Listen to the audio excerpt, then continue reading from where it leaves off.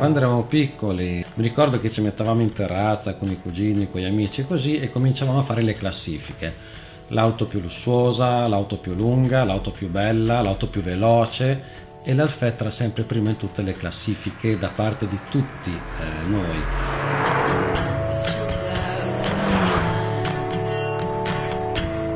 L'Alfetta l'ho acquistata il 19 settembre del 2007. Sono andato a prenderla il 19 settembre del 2007 e l'ho acquistata a Rimini, per precisione a Riccione. È stato un amore a prima vista, come dire, è stata un'esperienza per la quale ho capito che ci può essere un amore fra un essere umano e un pezzo di lamiera.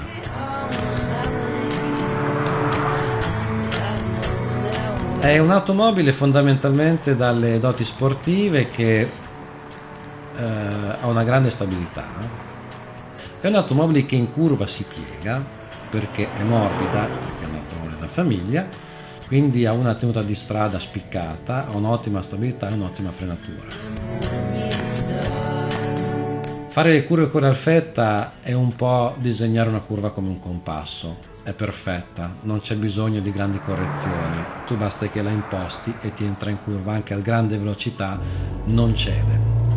È un'auto che ti dà proprio la sensazione di sicurezza e che quindi purtroppo qualche volta ti spinge a caricare sull'acceleratore, ma non puoi non caricare quando senti 122 cavalli che ti spingono, è più forte di te, lo devi fare.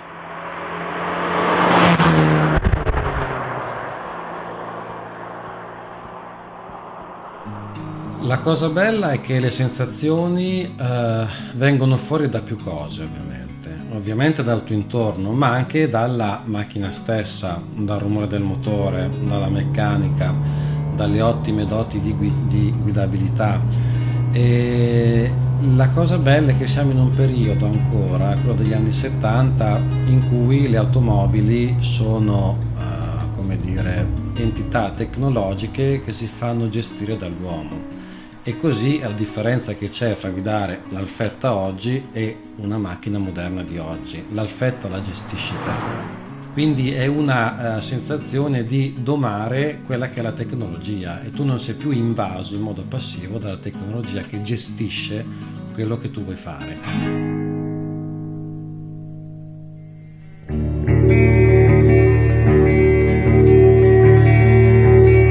Io posso guidare l'Alfetta in base anche al mio umore. In genere quando la prendo, anche se sono nervoso, torno a essere tranquillo, perché ti mette tranquillo lei. Quindi io posso guidare l'Alfetta come il classico ottantenne che va a prendersi il caffè a 60 all'ora in quinta, posso guidare l'Alfetta nelle strade di montagna per emozionarmi.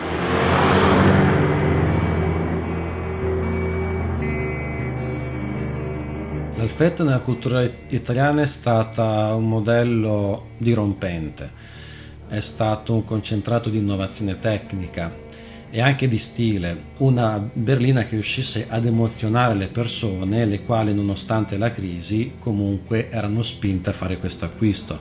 Non dimentichiamoci poi che l'Alfetta costava veramente tanto, costava più di 2,5 milioni al suo esordio, che era una cifra molto alta. L'Alfetta è uscita nel maggio del 1972. Quindi è stata anche l'automobile ovviamente del facoltoso, in generale della borghesia, ma è stata anche l'auto della polizia, è stata l'auto della malavita. Ovviamente i malavitosi sceglievano automobili che andavano veloci. L'Alfetta infatti la conoscono in tanti perché è entrata in maniera veramente importante nel tessuto sociale dell'Italia. Ha rappresentato veramente quello che è il tessuto sociale nel bene e nel male. Quindi è stata la macchina, come dicevo, dei malavitosi, ma anche stata la macchina della Milano da bere, concetto che a me fa sbadigliare, però è questo. Quindi è stata, come dire, la macchina dell'esibizione, della lussuria. Tutto sommato quello che è sempre stato vero è che è stata un'automobile che non passava inosservata.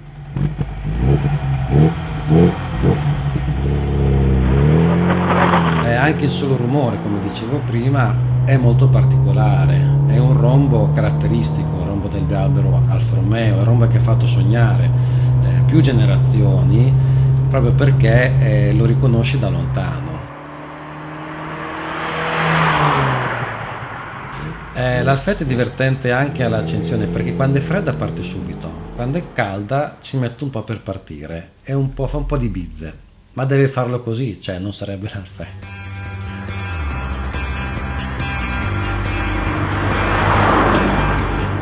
È un po' strano da dirsi, forse un po' stravagante, però l'Alfetta nell'abitacolo ha un profumo un po' particolare.